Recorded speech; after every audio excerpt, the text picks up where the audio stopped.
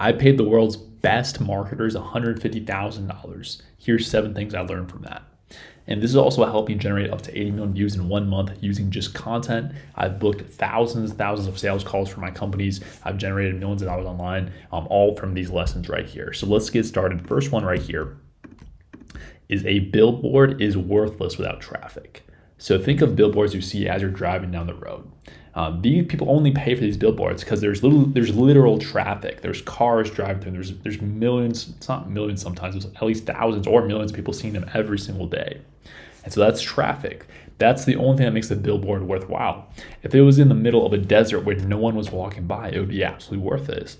Like no one's seeing the actual advertisement. So why would anyone pay for that? And so you want to think of this as well. It's something I didn't think of when I started in 2019 when I launched my online fitness coaching business.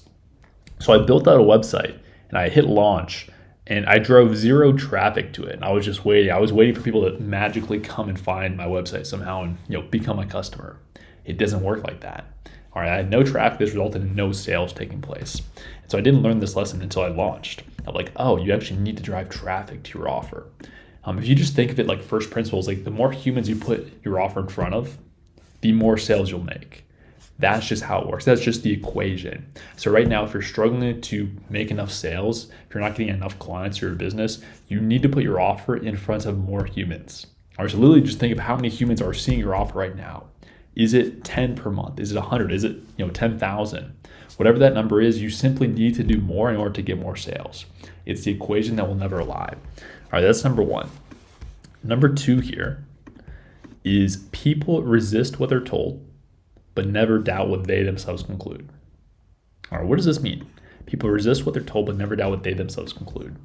And so really what this comes back to is like proof is king. Proof is way more powerful than claims. All right, so for example, let's say, in a sales conversation, for example, if you're making a ton of claims and you're saying, hey, this is the best thing ever, this will result in you doing X, Y, Z, you're going to get this and this and this, and you're just making all these claims, people will naturally resist that, especially nowadays where people are seeing, thousands or millions of ads every single day. And so there's a natural BS detector, there's natural resistance built up, especially over time.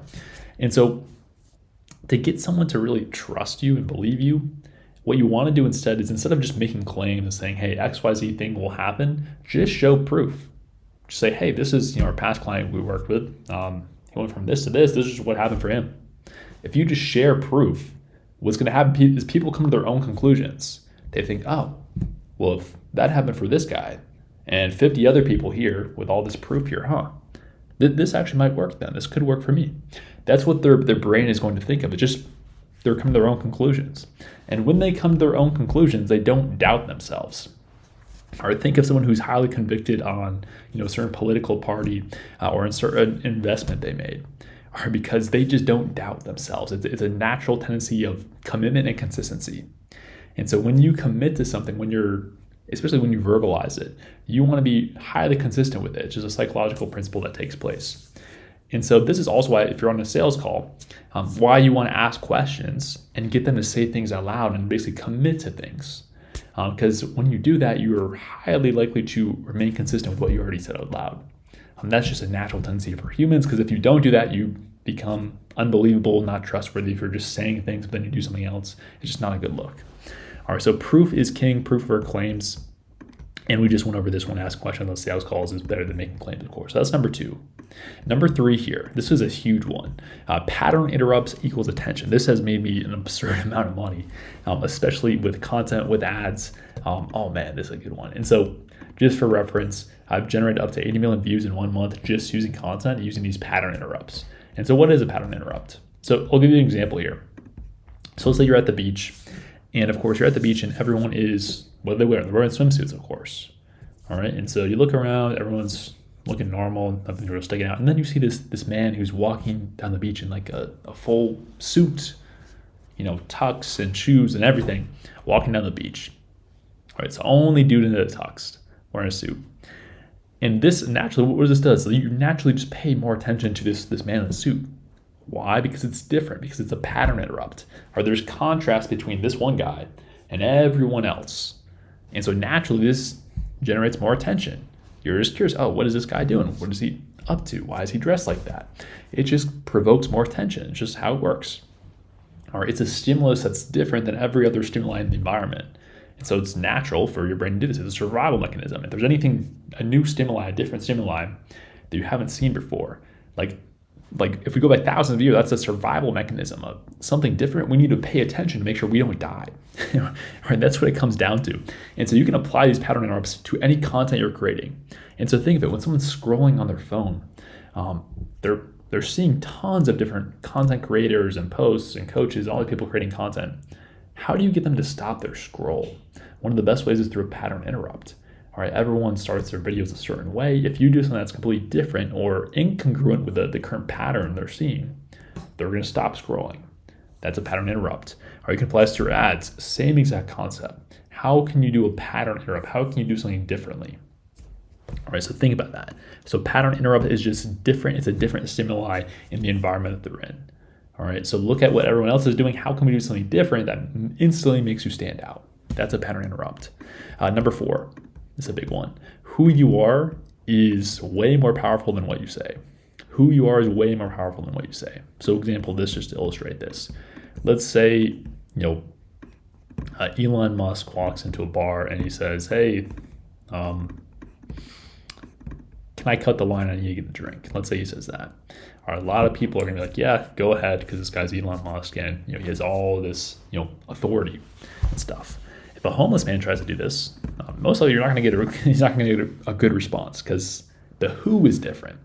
They could say the exact same words, like exactly the same, like word for word. They could have the exact same tone, like everything be exact same, but just because the who is different, the result and the response is going to be different. Or this would be for better or for worse, but it's just how it is. All right, so who you are is way more powerful than what you say. All right, so you can apply this in a number of different ways. All right, number 1, you can think of how do you elevate kind of who you are and build your own authority. So whenever you say something, you create content, you do whatever, everything you say is instantly elevated. People take it more seriously. It has more impact. How can you do that? That's number 1. Other things you can look at doing here is, hey, how do I get brand associations? How do I get affiliates who already have like big authorities in the niche I'm going after? How do I get those people involved in my business? There's different ways you can use this, but this is a huge principle here. Next one, we're going to build on this. Number 5 is associations build your authority. Associations build your authority. All right. And so I'll give you an example here. Like, let's say, for example, like one of your friends from high school who you've known for a while, randomly you see him. I'm going to keep on using Elon Musk as an example because everyone knows him. Randomly you see him like in his Instagram story. He's like working next to Elon Musk like all the time. He's like hanging out with him a bunch. Like instantly you'd be thinking, what is this guy up to? I haven't seen this guy in years. Like he's working with Elon Musk. Apparently he's doing all this stuff. Like what is he doing? He must be up to something big. And you just naturally think of this because of associations. Like he could say absolutely nothing. It could just be these pictures and stuff. Just association, just being next to someone is an association. And like naturally this will build his authority. All right. And so that's one example there. But how can you do this? How can you basically have associations that build your authority? So let's go over a few other things. So let me unblur all of this right here. All right. So brand equals associations. That's all it is. And so your brand is just a collection of associations, whatever people associate you with. So if I say Elon Musk, for example, a lot of people will think of Tesla, SpaceX, Twitter, entrepreneur, all these things he's done, whatever it is. All right, so how can you share certain associations that will help build trust with your leads? And so this can be a number of different things. Like I speak to our private clients about this sometimes. Like a lot of times we're not aware of like what associations you actually do have, but you just don't communicate. So for example, I spoke to one of my clients who he was featured on like Health Magazine, and so that's a big magazine. He was in it. Just by purely saying that, communicating that, like showing documentation of that, like instantly I'd be like, oh wow, this guy's legit. He's been on Health Magazine, like that's pretty cool. But he never shared that. Like he didn't think of much of it at all. And that's so common. Like we've done these cool things, but you just don't share it. So for example, like I've spoken, at Client Ascension Conference, I've been on the radio 2 times, I've done all this stuff. If I don't share those things, no one knows it. So there's no associations built. And so think of like, what are these associations you have in the past? This could be like degrees you have, certifications, certain like mentors you learn from, could be like famous clients you've had, could be podcasts you've been on if you've been on big podcast magazines, etc.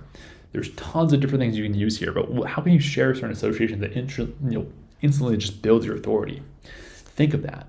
really brainstorm this one because this one's big. If you want to apply this to your branding, like you can make it so everyone who comes across your social media profile, you have these things pinned on your page. And so instantly your authority is increased, and instantly every piece of content you make has more impact. It has more bang for your buck. That's number 5. Number 6 here. Business is a game of arbitrage. All right, business is a game of arbitrage. What does this mean? So we'll give you an example. So I used to basically buy phones locally for cheap. And then what I would do is I would flip them on eBay. So I'd sell them online for more expensive and basically pocket the difference. So that's an example of arbitrage. I'm paying this, and I'm selling it for this, and then this in the middle is my profit. It's what I take home. Same thing applies to a business. Obviously, to a product business, it's very similar. What's your cost of goods versus how much you sell it for and any expenses you have. If it's a service business, it's how much do you pay to acquire a customer, and then any of course like cost of labor as well. And then how much do you profit? How much do you take home from that customer? And so that's the whole game of business. Like, how do you figure out a system where you put $1 in, you're able to make $3, $5, $10 back consistently? That's the whole game. You need to have that. And so really building on this number 7, there's 2 numbers that really tell me everything about your business. And they really hit on this game of arbitrage here. 2 numbers that tell me how good your business is. It's LTV and CAC. All right, so let's break this down.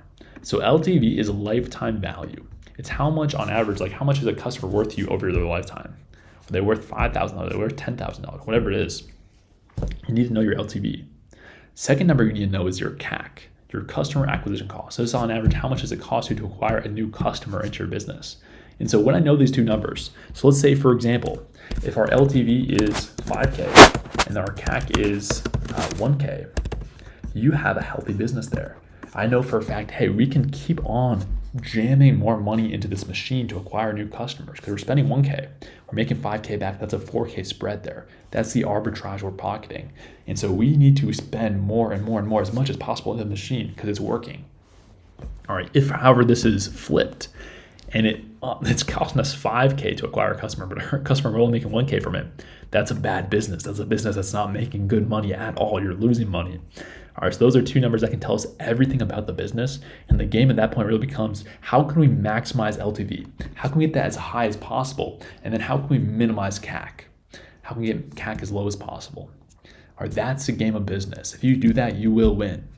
All right, so that's the 7 big lessons I've learned from paying the world's best marketers $150,000. If you are someone who's an online coach or consultant and you want help installing my systems for client acquisition in your business, meaning that you can consistently, predictably sign clients month after month, click the link below in the description. I have a full breakdown of what I can do to help you out there and working through one-on-one to do so. So click that link if you're interested, and I'll see you in the next one.